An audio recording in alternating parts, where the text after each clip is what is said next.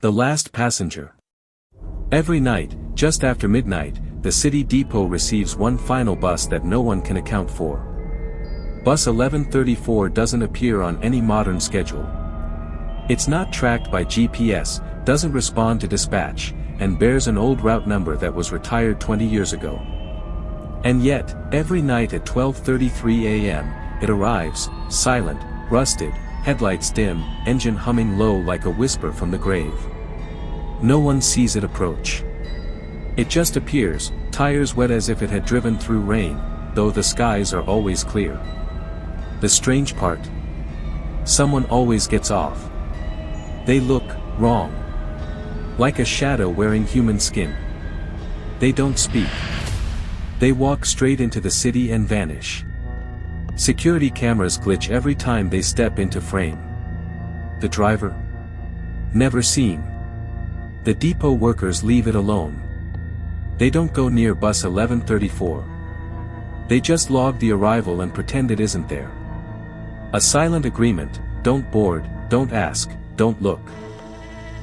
But Ravi, new on the night shift and desperate to prove himself, breaks that rule. He gets on.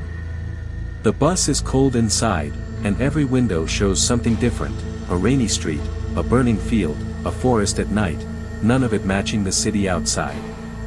At the very back of the bus, something is carved into the leather seat. If you see yourself sitting here, don't get off. The doors shut. The lights flicker. The bus begins to move. And when Ravi looks into the reflective window, he sees himself. But not the version that got on. The last passenger hasn't returned. Because no one ever does.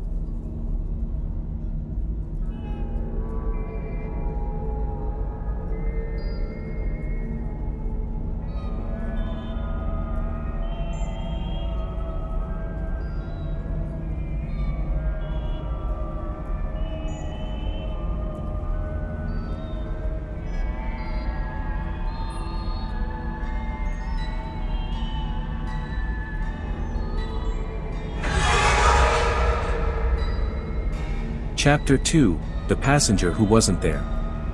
The next night, the driver returned to Route 1134. He kept telling himself he hadn't seen what he thought he saw. That the woman from the night before, the one who vanished, was just fatigue, a blur of fog and shadows. But as he stepped onto the bus, something felt wrong. The air was thick. Still. Too quiet. He checked the mirrors. Empty. The shift began like usual. A few regular passengers boarded, quiet, sleepy, normal. But at Halford and Pine, the doors opened, and no one stepped on. Still, the driver heard it. Footsteps. Slow. Steady. Walking down the aisle. He glanced in the rearview mirror, nothing. But the sound continued. He turned. Empty aisle. But when he faced forward again, someone was missing. The man with headphones in the back row was gone. The driver hadn't seen him leave. The air felt colder now. Dense. Suddenly, the engine hiccuped. The lights flickered. The radio let out a burst of static before dying completely. The bus stopped. Then, a face appeared in the reflection of the windshield. Not his. It stared back at him, eyes hollow, mouth stretched into a wide, unnatural grin. He turned quickly. No one was there. But now 2 more seats were empty. No one had gotten off. He stood slowly and walked down the aisle. With each step, the overhead lights dimmed and buzzed. At the back of the bus, 1 passenger remained. Someone sitting still, facing forward, body unnaturally still. "Sir," the driver whispered. The figure didn't move. He stepped closer. "Are you?" The figure turned its head. And it had no face. Just smooth skin. And then its mouth opened, wide, far too wide, and from it came no sound, only darkness.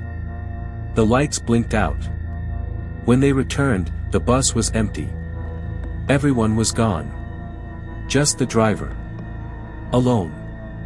Then he felt warm breath against his ear, and a whisper followed. "Now you ride forever." Chapter 3, Stops That Shouldn't Exist. Amir knew Route 1134 like the back of his hand. After midnight, it made no more stops, straight to the depot. That was the rule. But tonight, the bus slowed down on its own. Brakes hissed. The headlights cut through fog Amir didn't remember rolling in. On the roadside, no signpost, no bench, just cracked pavement and dead trees bending unnaturally close to the road. The door opened itself. Amir's breath caught. He didn't move. Yet the bus's sensor dinged softly, like someone had boarded. But the aisle remained empty. Still, he heard a seat creak behind him. Something, or someone, had taken a seat. He didn't dare look in the mirror. He just kept driving. Minutes later, the GPS glitched, then announced in a distorted voice. "Next stop. Hollow Bridge." Amir frowned. That wasn't on any route. But the bus obeyed anyway. It pulled onto an old, rusted steel bridge Amir had never seen before. Below, black water. Above, nothing but shadow. He didn't touch the controls. The door opened. A tall, still figure stood on the side of the bridge. It didn't walk, just appeared inside, seated halfway down the aisle. Seat 17. Window side. Amir couldn't breathe. It kept happening. Next stop, Junction 0. Next stop, Cemetery Hollow. Each stop more rotted and impossible than the last. The passengers kept boarding. But none of them moved. Some had no faces. Others cast no shadows. He tried to turn around once, just to see who was back there. The moment he stood, the bus lights flickered violently. Every head slowly turned to face him. He sat back down immediately. At 3:17 a.m., the bus stopped again. No announcement. No street. Just a stretch of empty road and fog. But standing outside the open door, was Amir. Same uniform. Same face. But smiling. And then Amir understood. He wasn't the driver. He never was. He was passenger 0. Chapter 4, Dead Air. The bus moved, but the road didn't. Through the window, it looked like they were gliding through a black void, as if someone had erased the world outside. The town had vanished. No streetlights. No houses. No sky. Just an endless stretch of nothing. The digital route screen above the driver's seat flickered once, then died completely. Now there was silence. No engine. No static. No wind. Not even the hum of the tires. I stood up slowly. Where are we? The driver didn't turn. He sat stiffly, both hands on the wheel, staring straight ahead, though there was nothing to see. I glanced behind me. The bus was empty. There were no other passengers. But I'd seen them. The man in the hoodie. The old woman. The teenager with the headphones. They were all on here a moment ago. Hello? I called. No answer. Just dead air. My ears popped. Then again. It felt like pressure building, like I was sinking deeper into something unnatural. I turned toward the driver again. Where did everyone go? His mouth opened slowly, and with a gravel voice that sounded far away, he whispered. They didn't get off. They were taken. The lights above began to pulse, not flicker, pulse. Like a heartbeat. And the air was wrong now, thick, cold, vibrating with something I couldn't see. A low static buzz began to build inside my head, but it wasn't from the speakers. It was inside me. From behind, I heard the sound of movement. Not footsteps, shuffling. Wet. Slow. I turned. There were shadows pressing against the windows, from the outside. But there was no outside. Just blackness. Still, they moved, hands, faces, things I couldn't describe. They pressed harder until the glass bent. I backed away, tripping over a seat, landing hard. The static was louder now, warping my thoughts. I crawled forward. The aisle was longer than before. Like it stretched on for miles, looping forever. The exit door at the back was gone.